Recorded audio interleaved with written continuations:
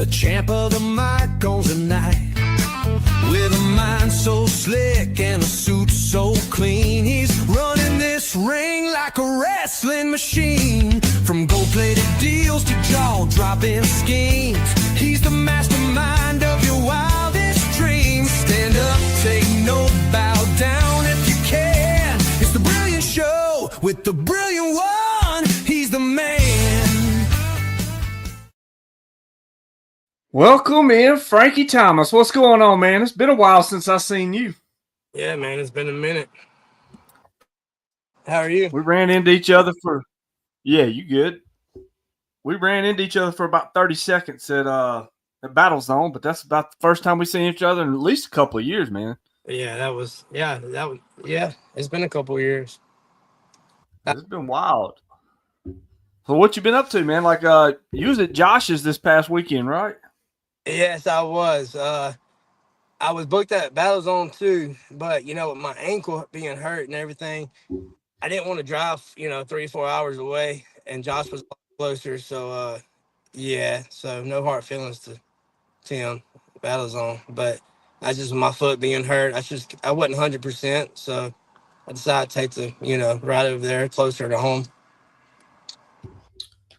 Man, yeah, that's hold on, I forgot to even put the setting on here. I gotta change the setting. But yeah, man, what year did you get started wrestling?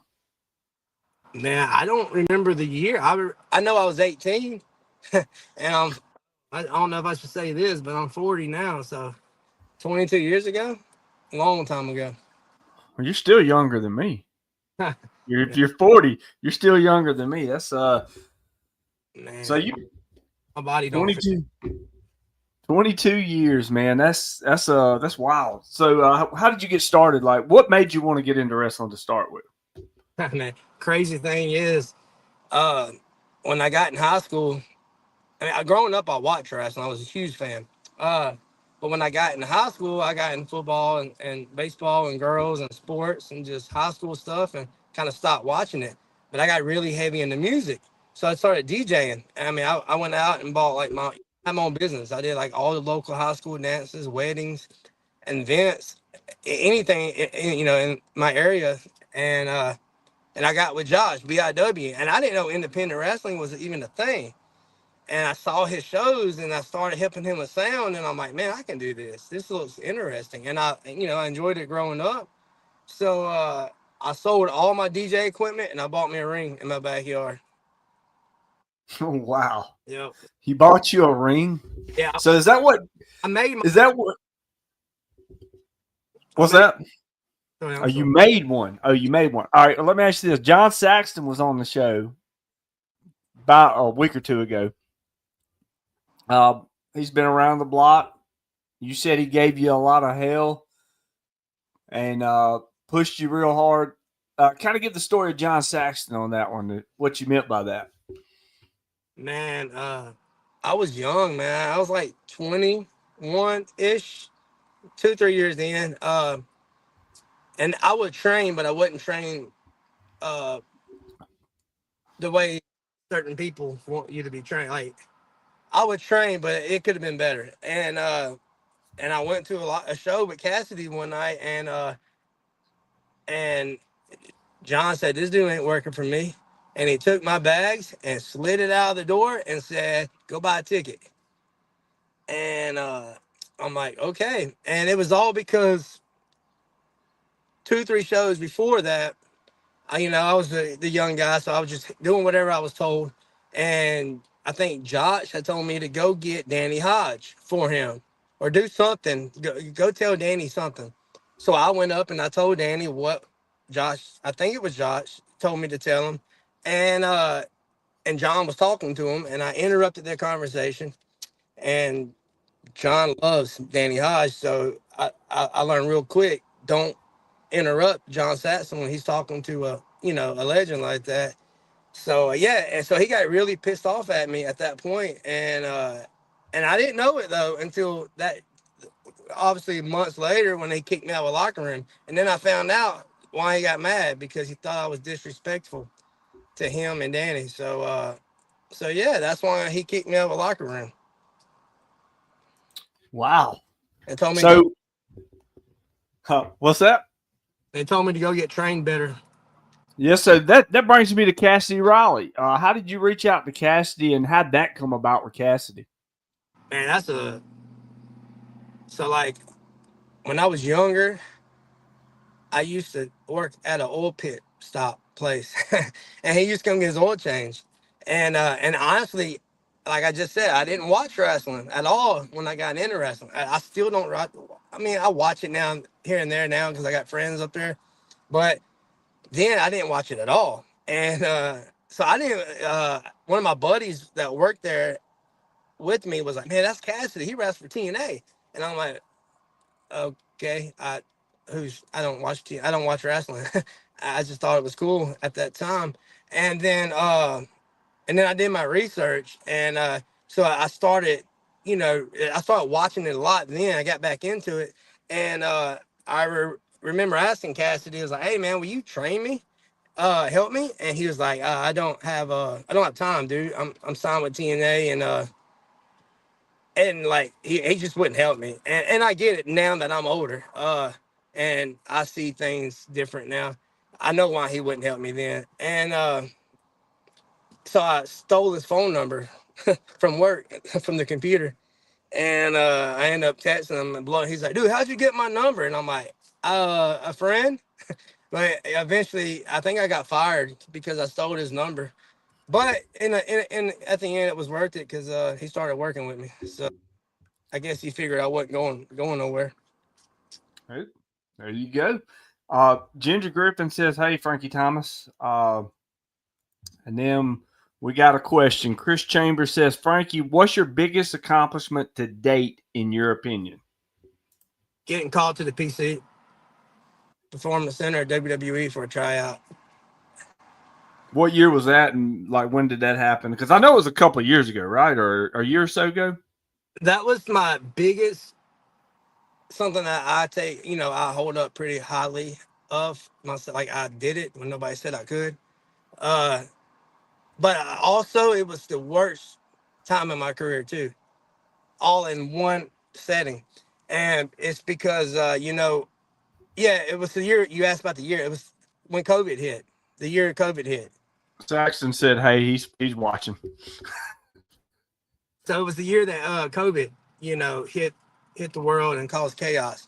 But when I say it was my best and my worst, moment in wrestling is because you know I I've been wrestling a long time at that point, and I got pictures I can show people where I was like really out of shape, and I got the Oh, you invitation was cut when you got to that point. You was cut. in the gym 4 hours a day. Like I went an hour and a half every morning, 2 or 3 hours in every afternoon. I was killing myself for this tryout. And so, and and of course I was like, I emailed a match and some highlight reels, and I'm like, all they can do is say no and or not respond back. And like I did some extra work that year, and it was for I did SmackDown in Houston. Then I left there, and like an idiot, I booked an independent show too that was in Mississippi.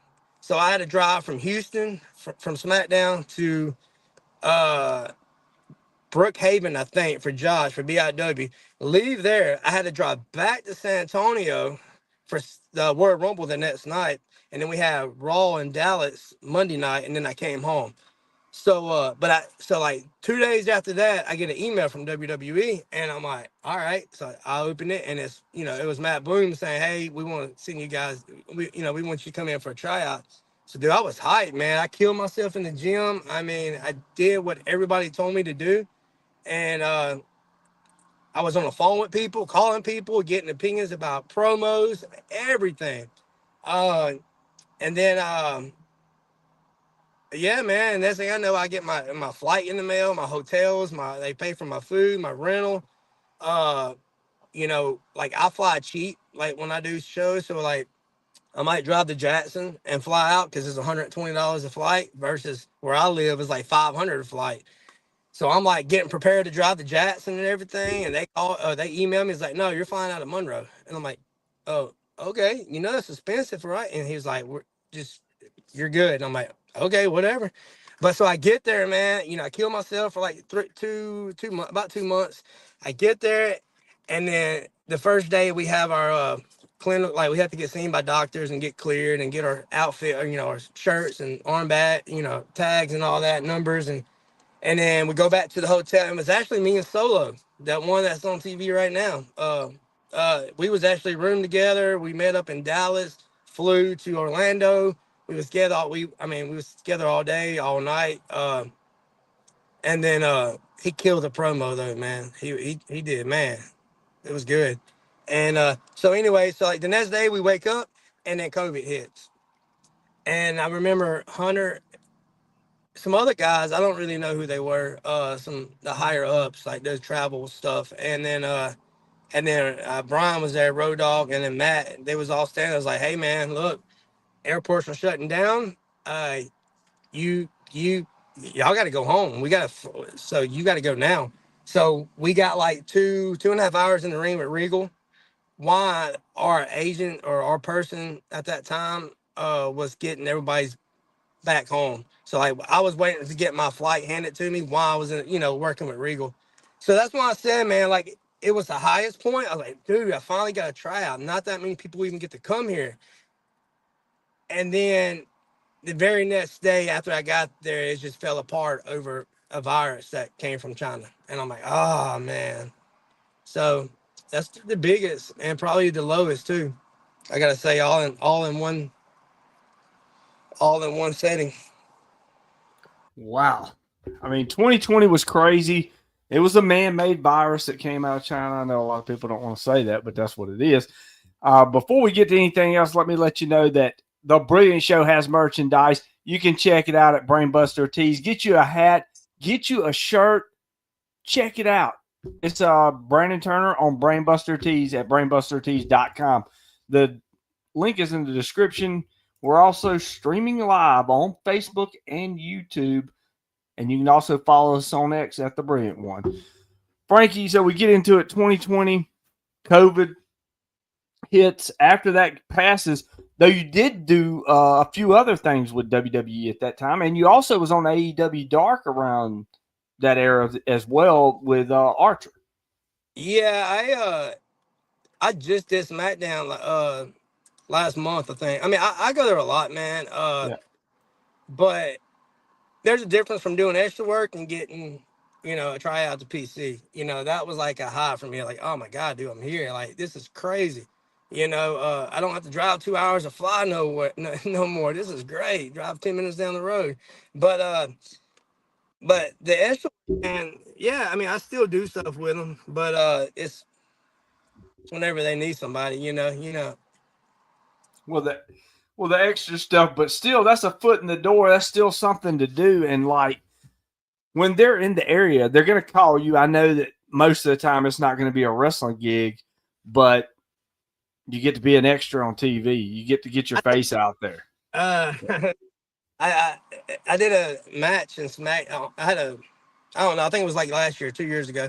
I had a match on SmackDown. It was me and Bam against Braun. It was a handicap match in New Orleans, Oh, and I probably shouldn't be saying this, but every show you have to see doctors and get cleared. right. And anyway, everybody says I botched the power slam spot, which it looked like it. I did, but it's a long story. I remember Charles Robertson saying, "What happened?" And I'm like, and I showed him my stomach. He's like, "That happened out there." I'm like, no, man. So what happened was I was cooking like 3 weeks before I was booked there, and I turned around real fast and I hit the skillet, and the grease came and burnt my stomach, and I had blisters, like 3rd-degree burns, and I'm like, man, and I thought they was gonna be gone in time, so I didn't think nothing of it. Well, it got closer and closer and closer, and I'm like, man, this is it's still bad. They're not gonna let me do nothing, and Brittany was booked on that taping too as well, so.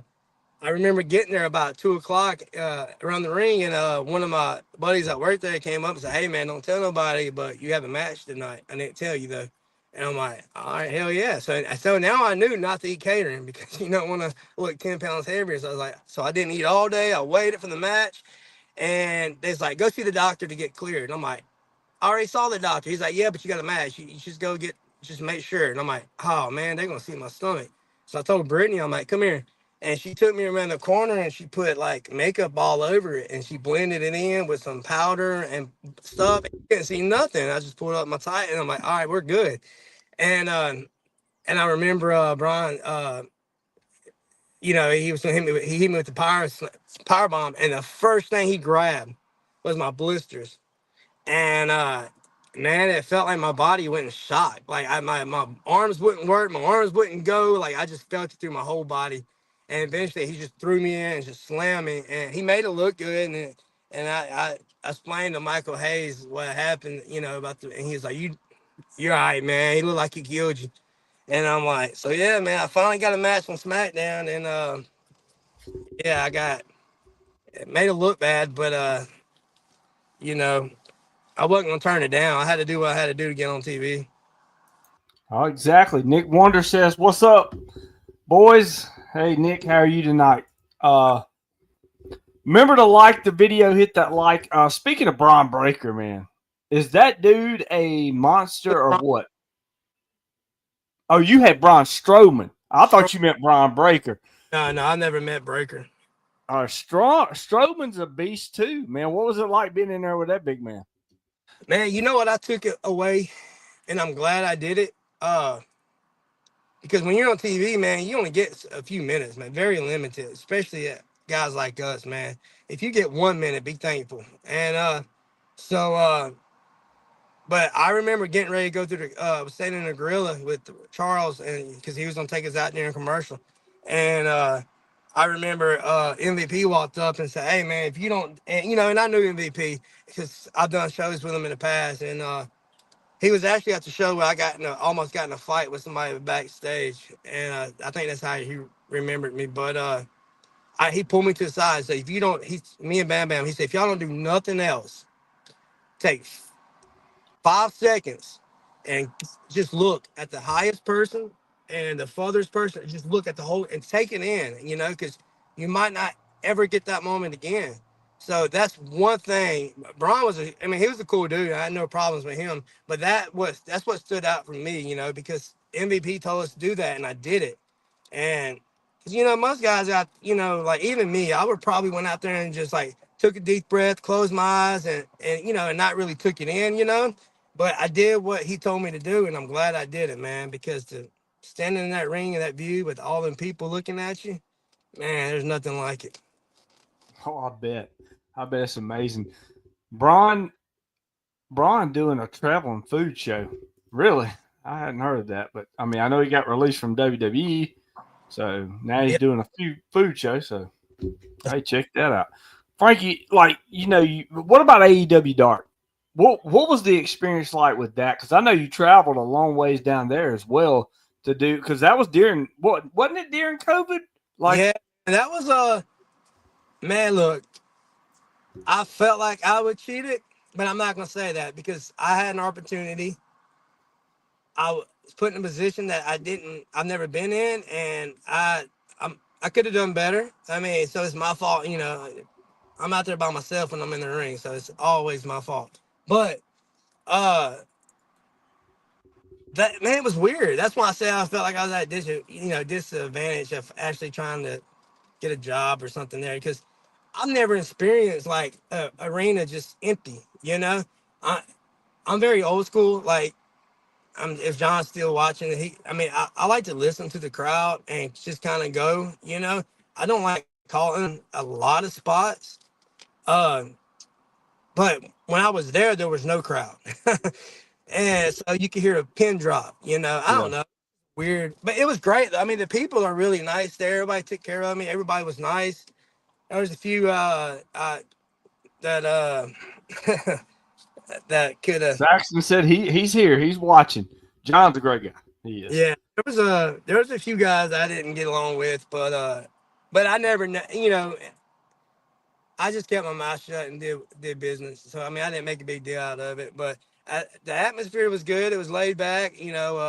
Lance was super cool to work with, uh, and also had a tag match too there with Top Flight. Yeah. Wow. And that was the match that was really off, man. It was. I remember calling John Saxon about that. Matter of fact, because like the next day when I got home after driving 15 hours, I'm like, dude, did you see that? And he was like, yeah. He's also, oh, I forgot how the conversation went, but I was beating myself up about it, and I wasn't. It was all right, man. But as far as WWE and AEW, man, it's night and day. I mean, Oh, it's I bet it is, and that's what. All right, I'm gonna get into that real quick because that's one of the topics that just kind of bugs me. People think that AEW is competition for WWE, which it's not. It's an alternative, I but say they do have good competition. I just think they have the wrong people in charge.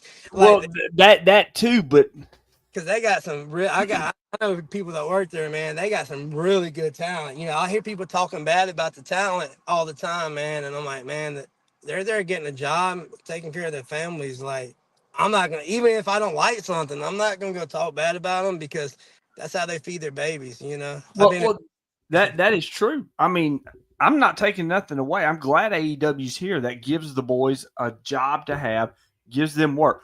What I'm saying is like these fans that believe that AEW is the end all be all. You look at WWE. This is my thought on it. AEW could only dream of doing what WWE does on a consistent basis right now. I Like, agree. and it's not nothing knocking AEW. The talent is there. I mean, if you look at it, basically WWE and AEW are just trading back and forth talent, and it's all good. The products are good. There's nothing wrong with the product of either one. Uh, it's just I'm saying like WWE's on another level because they've built an empire, Oh and yeah, nobody's touching WWE. I mean, the way that place has got so many gears. I mean, like if just the random person walked it's a back, machine. yeah, man. If a random person walked back there, I remember Cassidy told me this. He said, "Keep your mouth shut and don't say nothing and don't talk about nothing to nobody. Stay to yourself." And I never thought about this until he told me this before going when I was fresh. You know, I've done been a W. I've got 100 paychecks from Vince. I so this was like towards the beginning, you know, and I was like, what, you know, and he told me why, you know, because I asked, you know, why you say it like that. There are so many people back there, man, that I could be talking about. I could be talking shit about a writer or a producer that I don't know, and come to find out that writer's gonna say, hey, we need somebody, and then he just heard your conversation, and you're like, yeah, not that guy, you know. So I learned that day. There's so many people there. There's so many parts and so many gears that make that place what it is. Dude, it's man, it's a madhouse back there, but it's very organized. And compared to other places I've been, it's very unorganized. Like when I did Dark, man, we didn't wrestle till 3 o'clock in the morning. It was 3 a.m. before we got in the ring. I remember you telling me that, like you were sitting there saying it was like 3 a.m., 4 a.m., or whatever around that time. And that's absolutely crazy because how many episodes of Dark did they film? And by the way, Bryce Boudreaux, good to see you, my man. The Pride of Tuscaloosa is here, yeah. Uh, the inmates were running the asylum, John. No doubt. Ginger Griffin says there is a Frankie Thomas sign coming soon to Brookhaven. But yeah, like how Yeah, many episodes were they filming? I think we had 16 matches that night, plus or whatever was plus whatever was what was that night. I don't really remember. I think it was Dynamite, and but yeah, it was ridiculous, man. It was a lot, dude. It was to the point where it was like 2 o'clock, and keep in mind, I work 9 hours here at that day at my shoot job, and then I got off.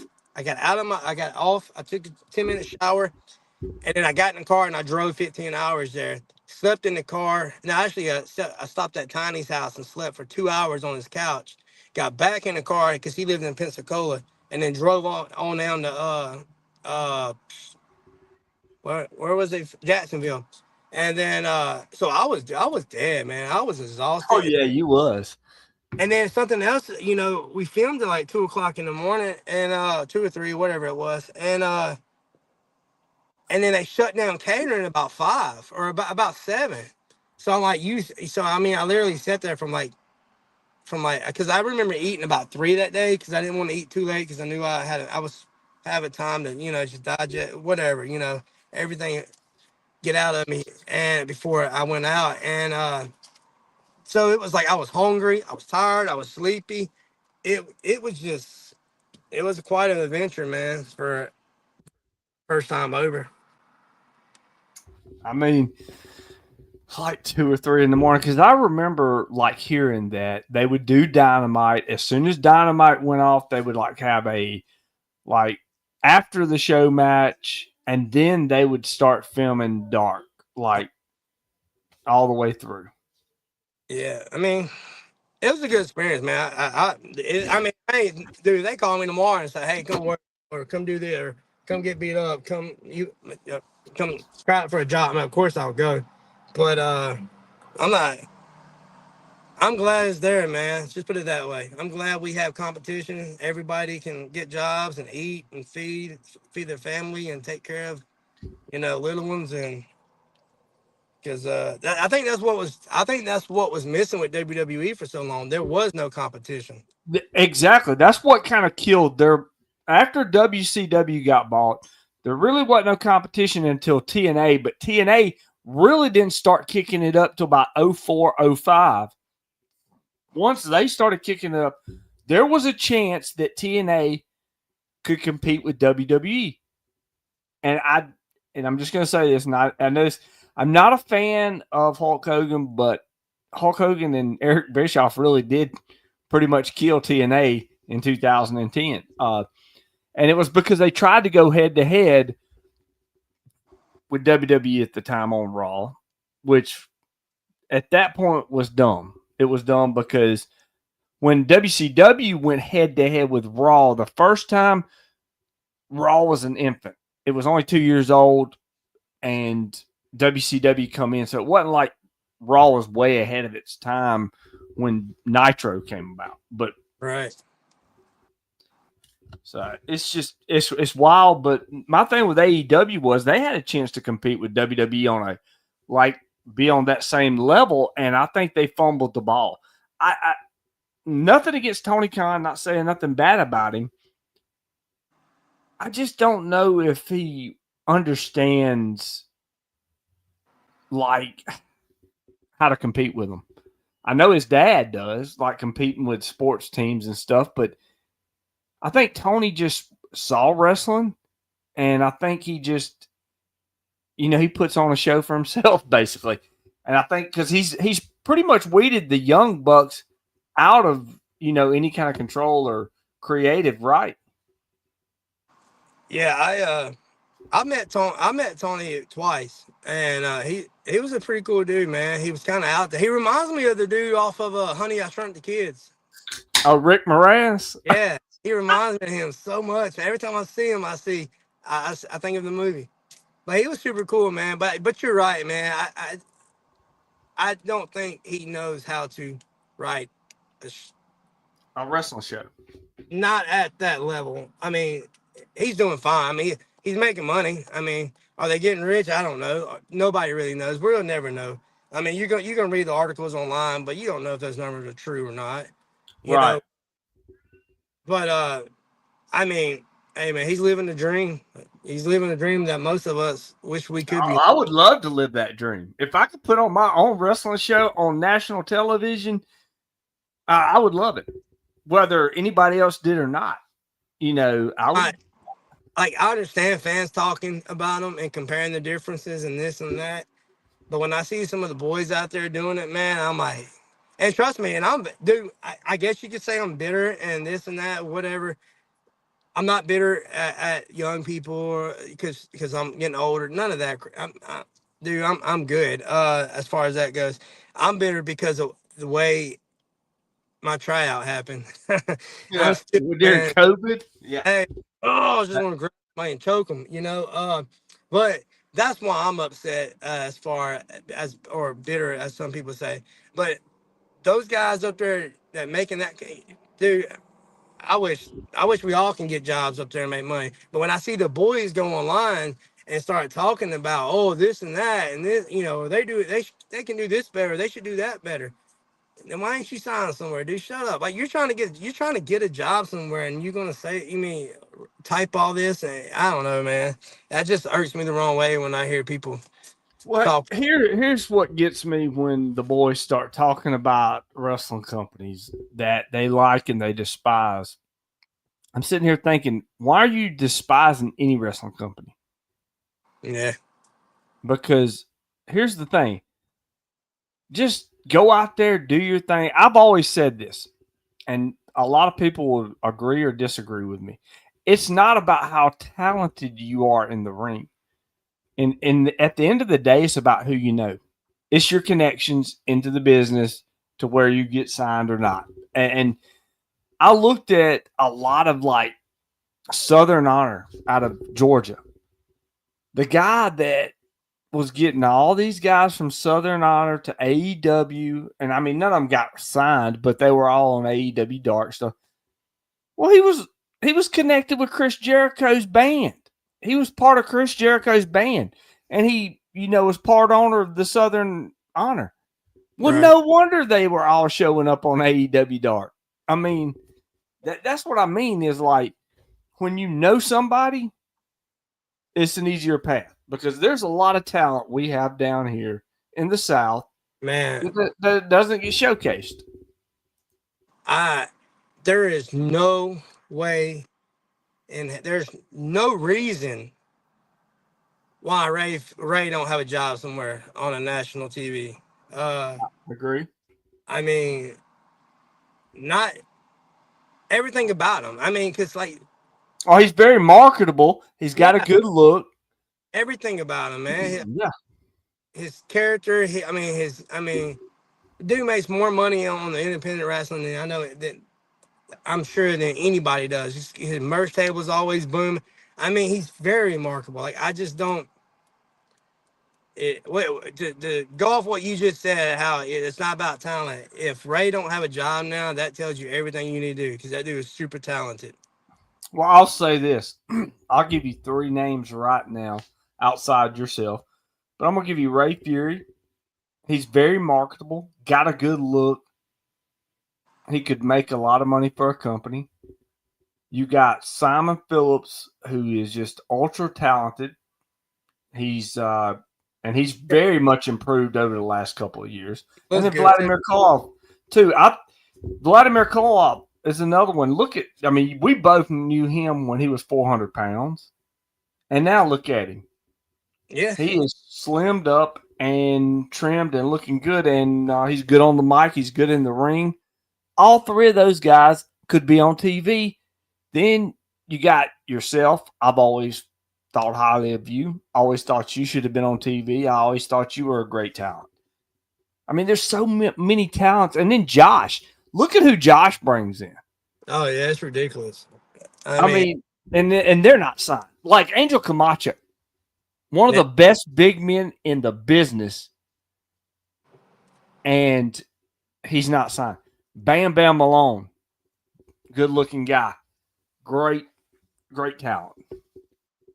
yeah, man. Honestly, it's gonna be hard for a lot of people. I personally think it's gonna be hard for a lot of people to get signed now since TKO bought them and all that, and Oh, different that members, owners and well, TKO is after one thing, and this is not a bad thing. I'm not saying it's a bad thing, but they're not looking at independent wrestlers. no, They're looking for athletes that's like it. that has names to themselves, and I'm not saying there's anything wrong with that, but at the same time, if you don't have a big time athletic background or you have a name value to you, TKO, I mean, it's just not. It's not. That's to go back to the tryout, to piggyback off that's something else that uh really was kind of it kind of stung too, because right after, nobody knew how long COVID was going to last. Because I remember the last day, or the second day, the first day and the last day. Let me rephrase that. I remember them walking in and saying, "Look, guys, if you're sitting in this room, you are coming back for a tryout. I don't know when, but you will be back for an upcoming tryout. We give you our word." And then so he's like, "All right, man, cool. So just more time to train." So I came home and I kept working, thinking COVID was just going to go away in 6 months. I was wrong. It lasted years and years, however long it did, 3 or 4 years, didn't it? Yeah, And then it's still going today. it's still going today, but it was really bad the first couple of years. So that, so COVID drug out for years. And yeah, I think I was already 32, around 30. So I knew, you only got so much time to do this before your body's saying you're not going to do this no more. Or before somebody else is going to say, "Hey, I'm not booking you no more because you can't do it no more." So like I was already 30 at that time, and I knew like I had to do, like, man, this has to happen quick. And then COVID took 3 or 4 years. And then after that, I heard that they signed, remember they was doing that thing with colleges about scholarships or something, you Yep, know. football scholarships. Yep. So then they started doing that for a couple years or whatever, and they might still be doing it. Hell, I don't know. And then all that stuff came out with Vince and about the hush hush money and this and that. And then all that happened, and then a couple years later, now TKO bought them. So it's just been like one thing, like one door shut and another one shut, and finally I was like, you know what? I'm just going to enjoy the ride at this point. Yep, exactly. I want to bring up something, Chris Chambers. You say Sean Legacy got the WWE ID. I think that's a farce. I'm going to just say this now. He wrestled all over Florida, will be on NXT tomorrow night, and is on a bob. Let me just say this, and I'm not meaning this in a derogatory way. When I say with the WWE ID and like him being on NXT tomorrow night, what is he doing on NXT? Like, is he getting squashed? Because if he's getting squashed, then that means one thing. That's what he's getting done. Because I just don't believe in this WWE ID prospect stuff. I think that it's just it's a decoration. It's a decoration on whoever's giving it. And the Bob is on Tubi. You got to, I mean, like, really, did Chris Masters or any of the guys that were majorly signed with WWE, go through that? And names above are well deserved. I agree. But Frankie, I mean, like, look, you've been in the trenches of that, like the AEW Dark, which I thought, and I don't expect you to say anything out of the way on this, but with AEW Dark, yes, a lot of independent wrestlers got a chance on that show, but it was to get the other guys over. And not many of those guys that appeared on AEW Dark got signed. Yeah, no, you're right. It was Fago. What, Frago? He did. Yeah, I know. Fago del Sol. Yeah, he's the only one that got signed out of the whole deal, pretty much. Man, I remember him when he was a baby in the wrestling. Yeah.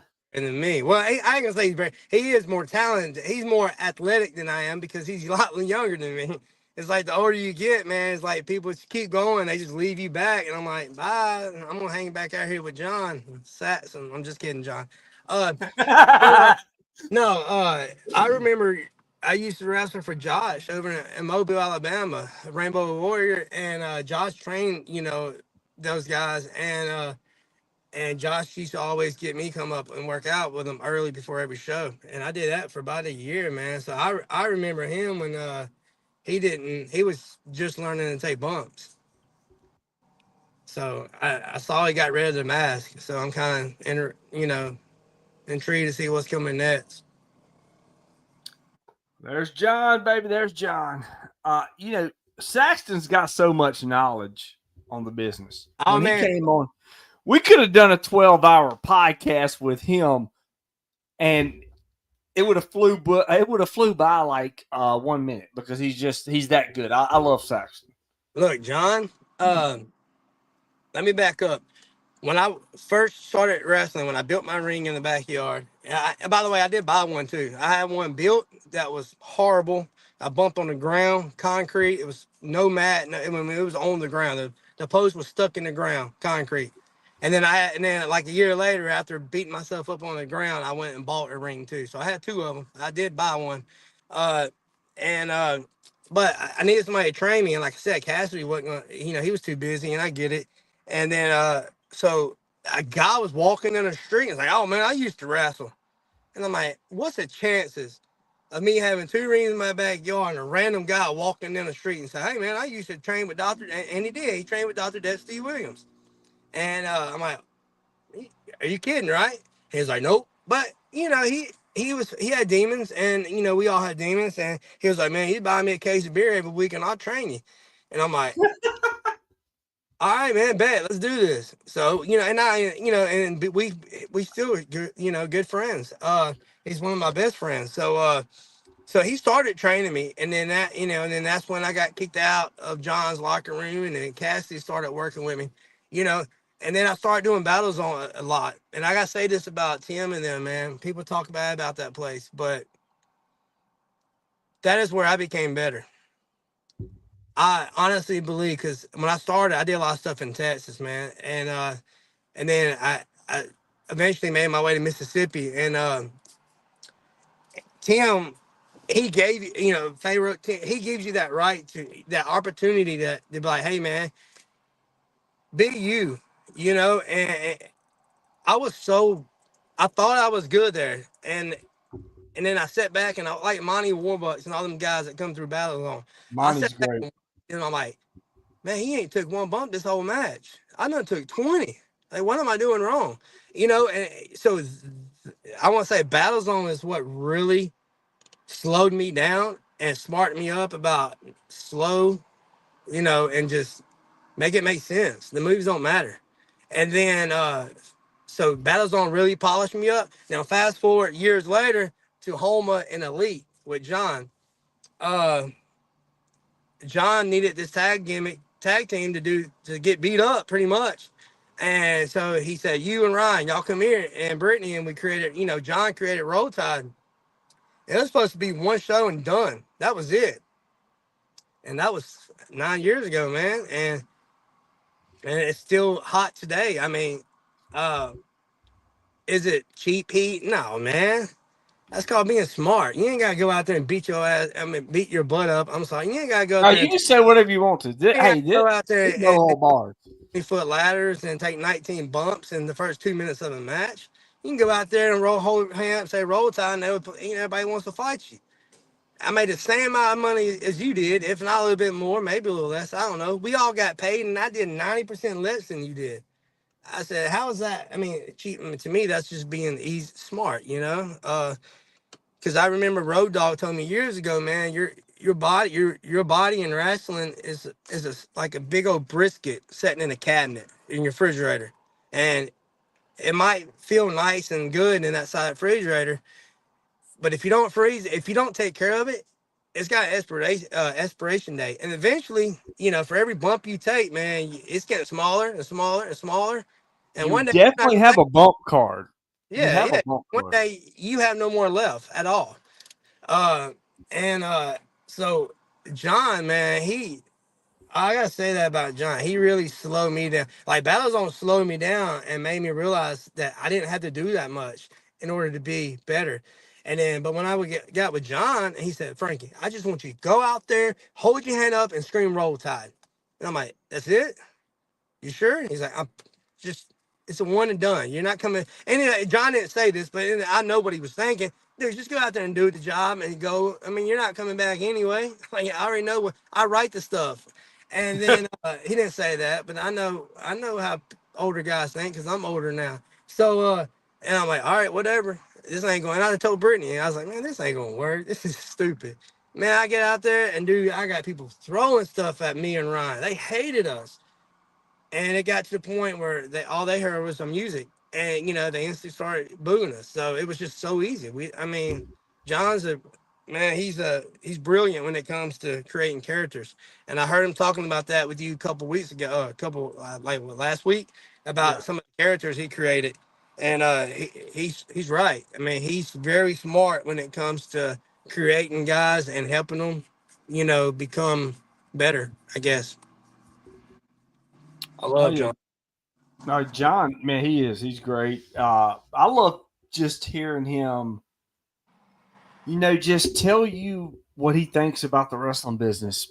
And I love hearing him. Chambers, what would you say and will face Ricky Saints for the North American title? Let me ask you this. Do you think that what was his name? Let me look. Sean Legacy. Do you think that he has a chance to win that match to face Ricky Saints? Because if you do, I got some beachfront property right there in the middle of Nebraska Hey, I'll for give you you to a buy. fun. I'll give you a fun fact about Ricky Saint. Is that his new name? Yeah, Ricky. that's his new name. Uh, Brittany actually worked him in the missed tag for BIW. Oh yeah. I think it was about 8 years ago. It was him and some girl I forgot, Delilah maybe, something like that, against Brittany and somebody else. It wasn't me.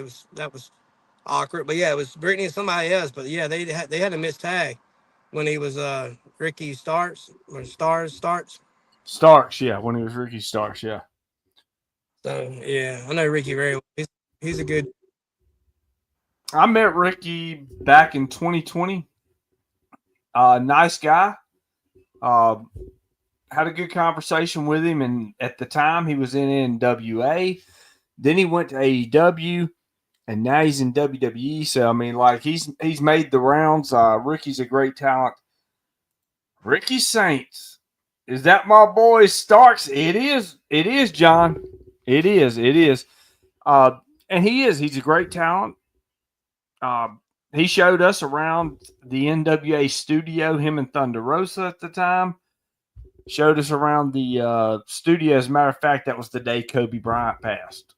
I won't ever forget it because it come across my phone when we were in the middle of. I think they were in the middle of tapings in Atlanta, and it come across Kobe Bryant plane crash, died in plane crash. I was like, oh my god, that's crazy. But yeah, man. I mean, Man, like, I tell you a story about John. I remember we were at Pensacola one night, and he went to throw the chair out of the ring, or he went to swing the chair at me, and I was on the floor, and I didn't know he was going to do it. I wasn't paying attention like an idiot, and the chair. This was just a promo to set up the main for me and him later. Uh, and I remember the chair came across and caught me right here across. Ooh, don't show my ball spot. Right here across the head, I and got one. busted me wide open. Yeah, I know, man. I do the butt back whip powder before all is great. But so I remember him busting my head wide open, and our John like came back there with his hands on his hip and like, should have been paying attention, kid. And I'm like, yeah, I know. Crazy story about that. Let me back up though. Uh, that show, I wanted to work with Elite, and John would not book me at that point. He was still not working with me, and I wanted to work John. I don't know if John knows this or not, but he's about to find out. Anyway, I told Tiny for APW, I was like, reach out to John, see what he wants for a match. And John gave him a number. I have no idea what that number was. Uh, and then Tiny, he was like, why? Why? And I was like, well, go ahead and book him. He's like, Frankie, I can't pay John that much. He said, I mean, I want to. He's a hell of a guy, but I can't afford to do that. And I'm like, just book him. And I said, take my pay and I will pay you the difference. He said, why do you want John on this show? And I said, because I want to work John. I want to work John. And he was like, why? I said, because I want to work other shows. And he's got the books. At that time, he was booking everything down in Louisiana, down except for Luke's. And I'm like, or if he wasn't booking it, he knew that he could get you off the show real quick. So I'm like, and I want to work him. I want to show him that I'm not the same guy I was, when I was 18. And so I paid Tiny to pay him uh, to come work. and I ended up working them that night. And after that, that's when he booked us for the roll tide gimmick. But anyway, he hit me with the chair and came back there being John, a smart ass. Should have been paying attention, kid. And I'm like, yep. Yeah, we still wasn't 100% good at that time. And and I wanted to tell him, hey, bro, I'm the one. I paid you to come here. Don't do that. Don't talk to me. But me being young, I was like, I'm just gonna keep that to myself. I'm gonna just shut up. And I did. And so anyway, we went out. And I remember Bullet Bob and then walked up and Bullet Bob Armstrong was like, he just and they like squeezed it and they just shot super glue in it. And we went out there and had a match that night. And I remember looking at John. I think he had me in a figure four or something on the mat, or I had him. And I set up. I said, "Hey," I said, "Kick." I said, "Punch me in the head, in my cut." He's like, "What?" I'm like, "Punch me, open me up." And he went back and he snuck a knuckle in there and busted me wide. I mean, it was good. And I think that night is the night that John maybe be like, "All right, I'm gonna take it a little bit easier on this dude." And because after that, he started booking me. But oh yeah, that wasn't a funny story. That wasn't even the funny part. That night that he hit me with the chair, we ended up going and staying in Pensacola at his place, and he felt bad. John ain't gonna admit to this. John, he's gonna say he ain't gonna admit to this, but he felt bad for busting my head open with that steel chair. And he was like, "Oh yeah, you're good, Frank. Just sleep in my bed. I'll sleep on the couch." He was taking care of me, so I slept in his couch, except for his cat. That cat really fucked me up at night. But anyway, so I was like, "Hey man, can you bring me a Coke?" And he was like, they're in the refrigerator. You know, he was being nice. So I remember the next morning I woke up and was like, "Hey, can you go run my bath? Can you go turn a shower?" And he's like, "Fuck you, Frank. You're not bleeding no more."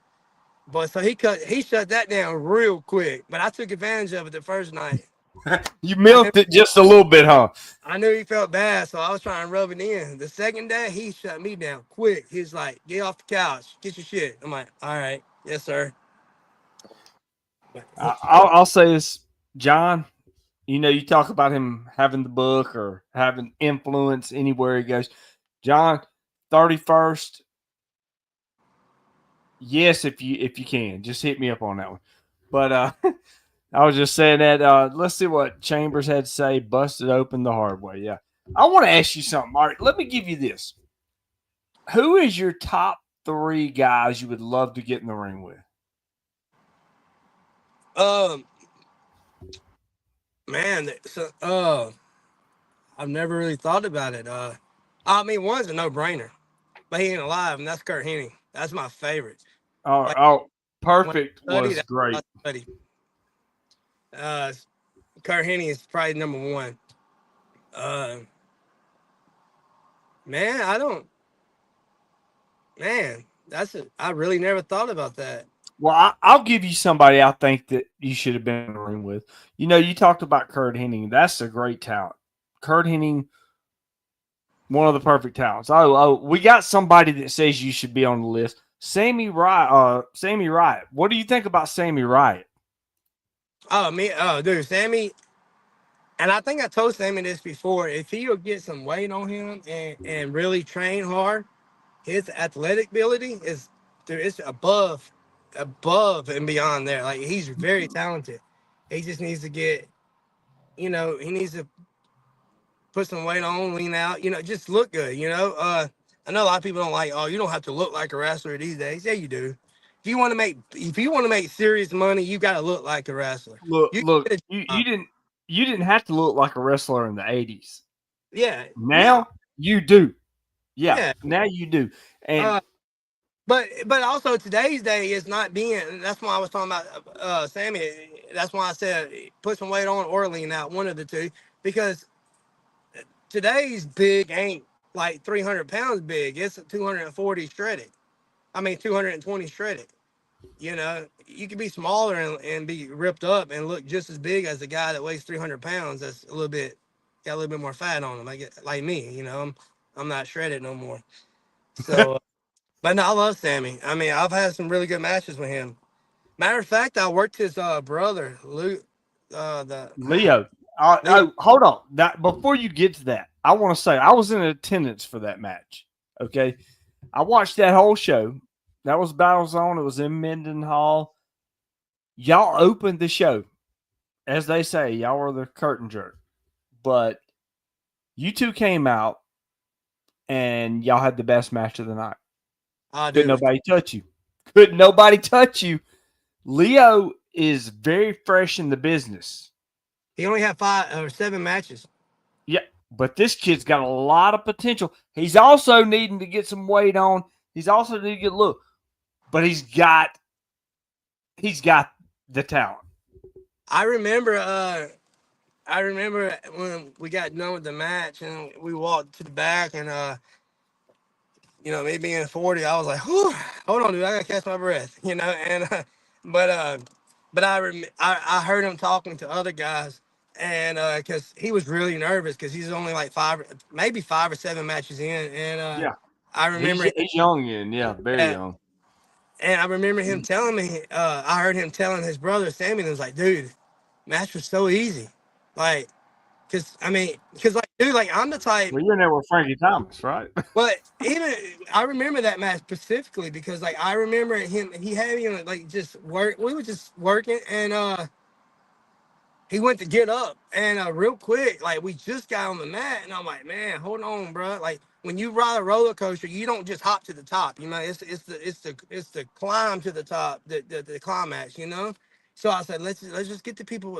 Let's let them ride with us, because as soon as he locked me in, he went straight up, and I just grabbed his thumb and I just squeezed it, and I just kind of went back down. I was like, oh, not yet, kid, not yet. And he's like, and I remember something. He's like, they're not coming, they're not coming. I was like, give it time, just wait. He's like, they're not up. I was like, just wait. And you was there, and about a minute Yeah. later, about 20 seconds later, here they came, and and I remember going to the back, that one spot, and he's like, dude. He said they weren't gonna come, and they came. It was so easy. And dude, I even remember telling him, like, dude, just breathe, because he was breathing hard. He was nervous, and he wasn't breathing hard because he was out. He was winded. He had more wind than I did. Right. He was just nervous. And I was like, dude, just relax, sit here, and fucking just breathe, bro. Just relax. We're good. And I remember that match, man. So all the riots, man, they're all very talented. Every one Oh, of them. look. I'll say this. Paul was great, and he has come back and he started doing really good. He brings Sammy in. I think Sammy come in at like 15 or 16 years old. Sammy he's got that talent. You got the look. He needs that, he needs that real wrestler look at this point. And not saying nothing bad about this, Sammy, so don't take it the wrong way.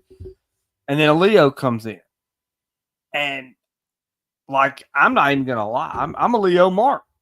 After watching you and him in the ring, and I love that match. That was one of my favorite matches of 2025, and I know that everybody's like, "Are you shitting me?" No, I mean I'm serious. That is. I like this. I like this Leo Wright kid. I think he's got a lot of potential, and I want to see where it goes. And with him being in the ring with you, being the vet, and just the way it went was absolutely perfect. And I knew it would go that way.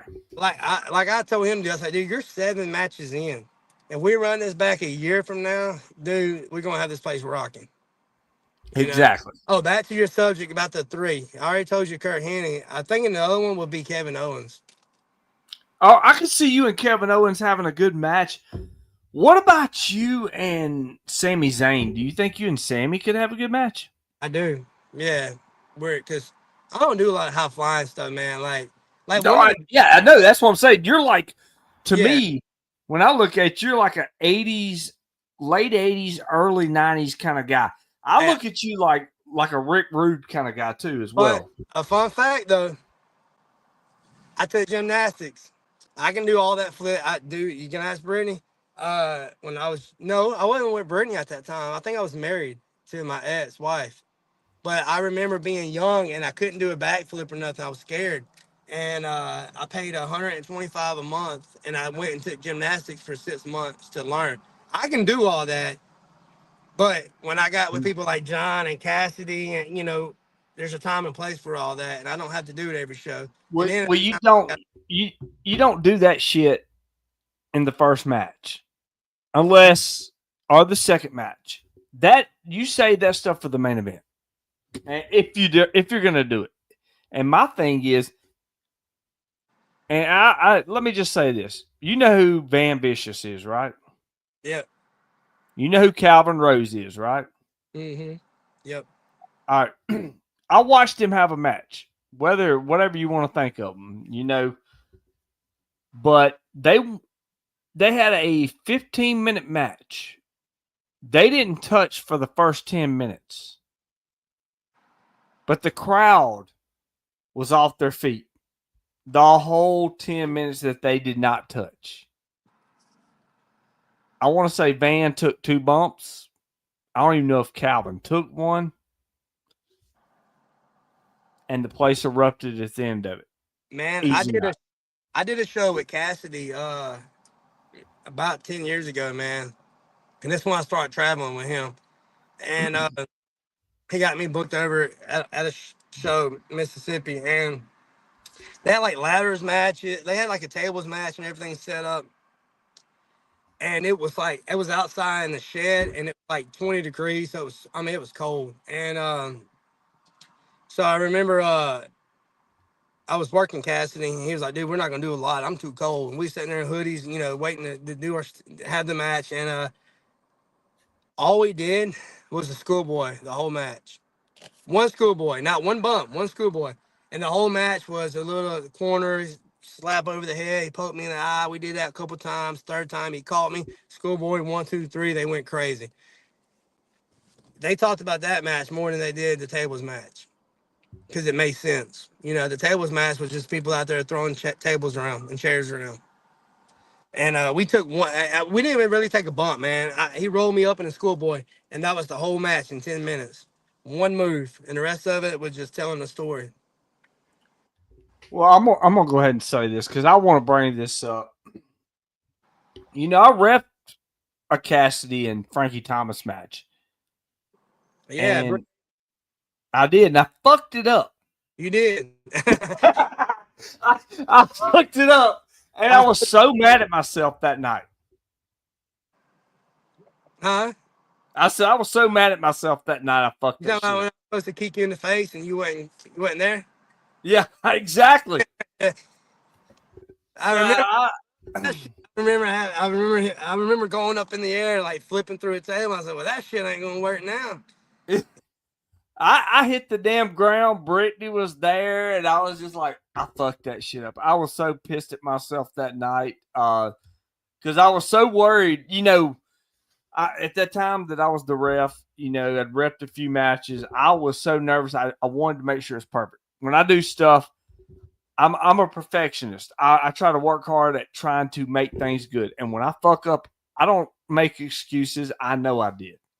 Yeah. And I knew I fucked up that night. And I was just sitting there thinking to myself, damn, how could I mess up that opportunity? Because it was so great. The match was good. I don't know how the fans felt about it, but I can just say this. It was good how it finished. And I thought you and Cassidy had a good match, but that's because you've been around each other so much.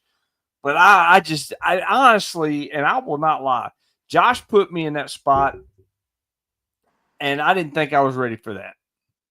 I didn't think I was good enough for that. There was a couple spots he put me in. I just didn't think I was good enough. He put me in there with Bordell and Angel, and I didn't know why I deserved that. But, other than that, you and Cassidy have always had some good matches. And what's your thoughts on, like, the feud that you and Cassidy had and how it ended that way? Man, my only regret with him retiring is not us not tagging in West Monroe. I believe, like, I really feel we could have made a lot of money off both being from hometown guys, and at that time I was doing a lot with WWE, and he had a contract with WWE. It's like I'm following his food. I mean, I love the angle and doing something. I know I talked a lot about John, but if it wasn't for Cassidy, dude, I would be. Cassidy's one who took me from a cow pastures wrestling in Texas to where I'm at right now. So I mean, I owe everything to Cassidy. But I had really good matches with Cassidy, and I loved everything we did. but I wanted to tag with him because I remember one night they was Steve Anthony or Steve and some guys was putting the boots to him, and I hit the ring. This is when I turned on. This is when it started. And I hit the ring, and I came to save Cassidy, and then Steve was just staring at me, selling. I was staring at him, and dude, that play, you could feel the ring. It was so loud, and it was so loud in that place, and I was like, man, this is gonna be good. Hold on. Come back in. All right, say something now. You there? Something's messing up real quick. We're getting some audio interference there. All right, say something now. I'm here. All right. Yeah. Go ahead now. Well, I kind of hear it. But I was just thinking, man, when we was in the ring together, and it looked like we was about to, be a team, dude. That place was rocking, dude. People wanted it so bad, which I guess is what made it so good when I kicked him in his mouth too. So, I love Cassidy, man. As far as what he's done for me in the business, at that time I didn't like him because he was being a dick, but and we had to do what we had to do as far as the show went, but as a person, man, I love Cassidy. Yeah, man, Cassidy's he's a good guy, and he gave me some advice after the ref incident, and I looked at it, and when you want to be good, when you want to be somebody, you listen to those people. And Cassie's one of those guys that's been on every level. And anytime he gave me advice, I'm not the type of person that gets their panties in the wad. When I don't get my feelings hurt when you bitch at me or say, "Hey, you fucked this up, you did this, whatever." I'm like, okay, well, what did I mess up? Let me know. I'll try to fix it. I'm not one of these that like, hey, you did it. You was okay. I did good. Frankie Thomas said I did good. I'm not one of those type. I want to know if I messed up so I can correct it, so I can make myself better. Are you getting static? A little bit, but you're good. All right. I'm listening. Go ahead. But anyway, it's just like, you just have to take that critique. You have to take creative criticism. Otherwise, you're not going to improve. That's my opinion. Let's see what we got here, and then we'll start to wrap up. Frankie, let me ask you this: what's your next show? Where's your next show at? I got two. June. Hold on, you broke up. You there? Yeah, I'm here now. Can you hear me? Yeah, I can hear you. All right, you are staticky. Hold on just a second. Let me fix this real quick. All right. Try it now. June 7th. Yeah, you're still staticky, man. I don't know what's up. I don't know. It just started doing that. Yeah, it did. Hold on. Let's give it a second. Let me plug something. Check us out on Brainbuster Tees. Get a t-shirt or a hat. All you got to do is go to brainbustertees.com. You'll see Brandon Turner, the brilliant one, and the brilliant show on there. Go check it out and purchase a shirt, and let's see what else we got. Probably Dead Zone. That's probably true. But Frankie, if there's anything you could say to the listeners, give advice to anybody that is wanting to come into wrestling. Tell them your journey.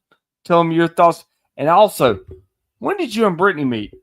Because my wife loves Brittany. And, every time my wife and Brittany get together, Brittany came up when we went to Battle Zone. Brittany saw my wife from a mile away, and she was over there just talking, and because they hadn't seen each other for years, and then they started hugging. And I was just like, yeah, well, I can't wait to see Frankie, but you didn't come out till the intermission. But anyway, what's your advice to people? And then when did you meet Brittany? I say me and Brittany is not on terms right now either. I don't know if y'all know that. Oh, Yeah, she's having issues at Battle BIW, so she's being a douchebag and oh, so not that's so. right. That's right. She's the commissioner now, isn't she? Yeah, she's I didn't mean to bring up the bad vibes there. I'm sorry. pain in I the ass forgot. right now, but we got kids right this second, so we just gotta day by day. But as far as the advice though, man, uh, make money. Like I know a lot of people say it's not about the money. Yeah, it is. When you get 40 and you get older, it's about the money. Uh, when I was 18, man, I didn't care. Every show I did, I didn't care. I just want to wrestle. Give me $10. I don't care. Now it's like I'm at the point in my like I'm telling people reject like give me 350. I'm giving them high numbers. And so a lot of them say I can't do that. And I'm like I'm good with that. I'll stay home with my kids. Uh, but some guys are like, all right, we'll pay you. I'm like, all right, man, I'll be there. you know. But so make money when I don't know, man, enjoy the ride and take advice from everybody, man. Soak it in, be a sponge, keep your mouth shut, your ears open, and somebody told a lot of the guys told me this a long time ago, and I never listened to them. And half the guys ain't gonna listen to this right here because I was in that same situation where I didn't listen either. I know, uh, but having 100 matches, having being booked on 100 bad shows a year and getting $5, it's not better than being booked on 20 shows a year, getting paid $200 or $300 a show. I mean, sometimes you have to pick quality over. Um, Quantity. yeah, no matter how bad you want to get your name out there, sometimes you don't want your name part of certain shows. There's some flyers that I'm booked on. And I'm like, hey man, you gonna share my flyer? And I'm like, oh man, you're paying me, but it looks like my kid drew it with a crayon. But yeah, I'll share it for you, man. So just, I mean, that would be my biggest thing. Be selective, man. Like, especially young, man. If you have opportunity to work, a good spot and with good people, and you need to take less money, like, if you got to drive 5 hours getting ring with, I don't know, Kurt Hennig, which obviously is not going to happen. I'm just throwing random names out there. Then of course take that, but don't drive 5 hours for $10, man. Because I used to do that, man. And it's at the end of the day, when your car breaks down, and you need tires, and the oil change, and when your car goes out, $10 paydays, you're gonna look back on them and be like, man, why did I do that? Uh, so just take bookies, man, but don't let people take advantage of you. Be smart. Listen to people. Listen to the vets. Listen to John Saxon if he tells you anything. Cassidy. I mean, even this past weekend, I did a show with Rodney Mack, and the first thing I did was, "Hey, man, what can I do better?" That's one thing I tell people I ask all the time. Always ask, "What can I do better?" Which is what you just said a minute ago. Don't ask. Don't walk up to me like, "Hey, man, did you see that super kick? You look cool, didn't it?" Man, I don't give a shit. How about you learn how to put the headlock on the right way? Always ask, "What can you do to be better?" Not. And I use that as a good example because I remember years ago, man, we was in Georgia. It was me, Chase Stevens, and Cassidy, and we was working for a Mad Dog, uh, and I remember Cassidy and Chase were this tag team, and I thought I was young though, but I thought the match was great, but obviously it wasn't. So I remember Cassidy and Chase came through the locker room, and the guy came back to us like, "Man, did you man?" And Cassidy's like, "Yeah, man, but you didn't do this, you missed this, this wasn't right, this didn't look right. You was off here." And the guy's like, "Yeah, but did you see that kick, man? That kick was awesome." And I remember Chase turning around and grabbing the dude by his throat, his shirt, and like shoving him to the wall and said, "Dude, shut the fuck up. You got a vet telling you what to do, and you want to talk about how cool your kick looks?" Dude, and I remember Cassie grabbing him like, "Dude, calm down. He's good." And so I saw how that escalated really quick. And I'm like, so I tell people that story all the time, man. Just if a vet is trying to tell you something, don't talk about how good something is, man. Just shut up and listen. You know, Yeah, shut up and open them ears. that's That's it. exactly what it matters. And adapt. Stuff you do in Louisiana might not work. And, like my Alabama gimmick, I can't use that everywhere I go. It don't work. If I go to Alabama, I got to be a baby face. Sometimes I got to be a heel up there, so I don't do it. Adapt to the atmosphere. And the main thing is stop calling so much shit. Just go out there and feel the crowd. That's my biggest advice I can give anybody, man. Emotions, sales, tickets. You can do all the cool move shit you want. But if people are not emotionally invested, they don't care. Look at AEW and WWE right now. The bloodline. People are so invested in that it's just money. Like people tune in just to see what Roman Reigns is gonna do. And then they turn it off when he's off. And then you look at AEW and they have the same segment, the same spot, the same time frame, whatever. You go over here and look at AEW and they got Will in the ring doing 13 moonsaults. and you can hear a pin drop. And I ain't talking bad about Will because Will does some shit that I can only imagine doing. Dude is great. But emotions sells tickets. So, and I really believe if you get so caught up in remembering 19 things, oh, I got to be here, I got to do that, I got to do this. Don't do that. I got to be here. Make sure the referee knows this. Brandon, uh, uh, that was a joke from the Cassidy match. Uh, but, I know exactly. I knew but, exactly what you meant by that. I think so many people get caught up in trying to remember everything that they forget that it's a work. It's just work, man. That's why it's called working. It's not wrestling. It's working, man. Just go out there and just listen to people. I mean, if what you're doing is not buying, then stop doing it. Change it up. Do something different. Um, just yeah, man. Just be open minded and be respectful too, man. That's one reason I don't work with guys that much no more, man. Because there's too much disrespect out there that I see. That I don't say nothing, but like I'll see somebody. I don't know. I'll sit back in the locker room and see people acting a certain way, like and I'm like, man, if I would have done that in front of John or Cassidy or Rodney, man, they would slap the shit out of me. Like 20 years ago. Like, why? Why is this happening right now?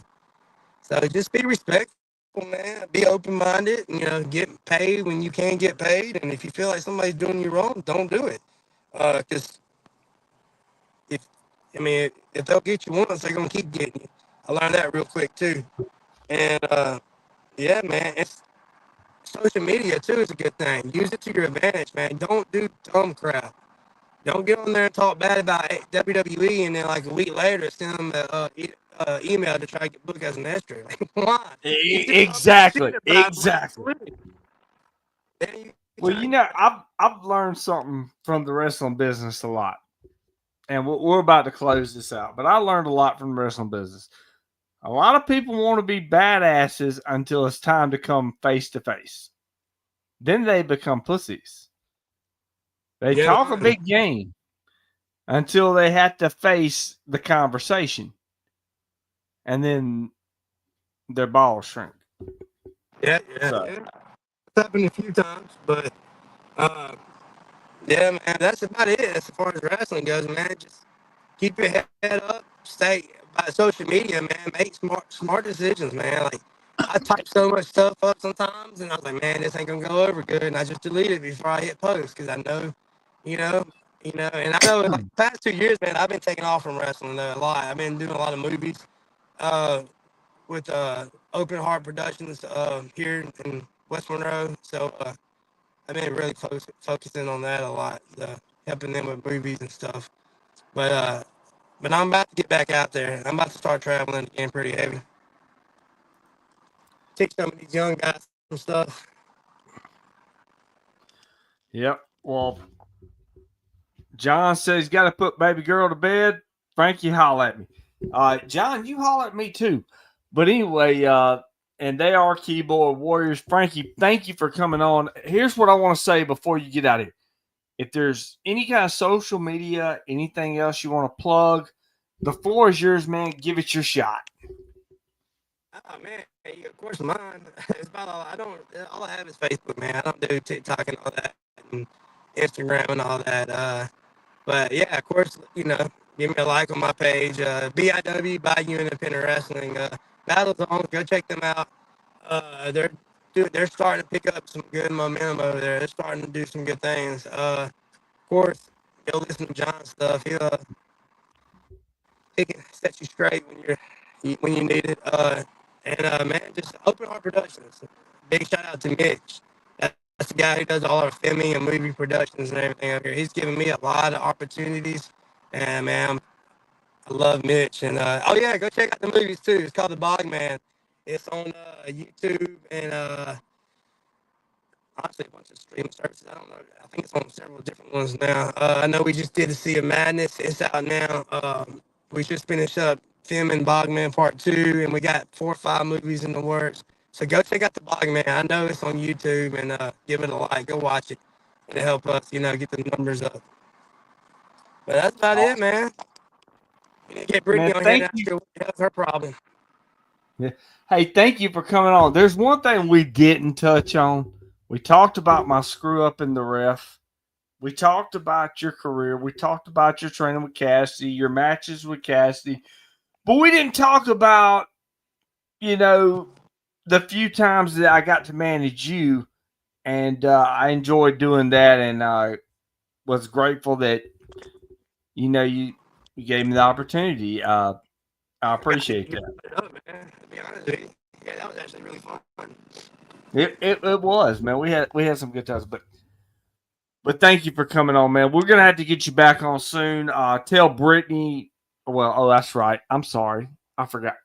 I didn't mean to bring that up. I won't. Sorry.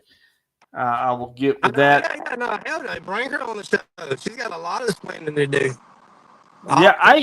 I'll get her on there, and hey, you never know.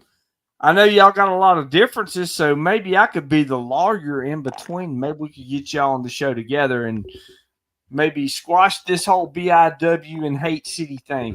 Hey, as a matter of fact, how did that tag team title match come out? I'll give Westmore to like to my tag partner. What was that? I said, how did the tag match come out Saturday? Like, did y'all win the titles? No, that's on June. Oh, yeah, that's my upcoming shows I was telling you about. I got 2 upcoming shows. June 7th, I think it's the 7th, the first Saturday of June, next month. I got Battle Zone at 7. I got to have my match there. I got to hop in the car and then head down to Brookhaven for BIW. And that's when, if Brittany can keep her nose out things, we can hopefully pick up the titles. Well, hopefully y'all do. Thank you, Frankie, for coming on the show. We're going to get you back on soon. But thank you, man. Appreciate it. Yes, sir. Thanks for having me.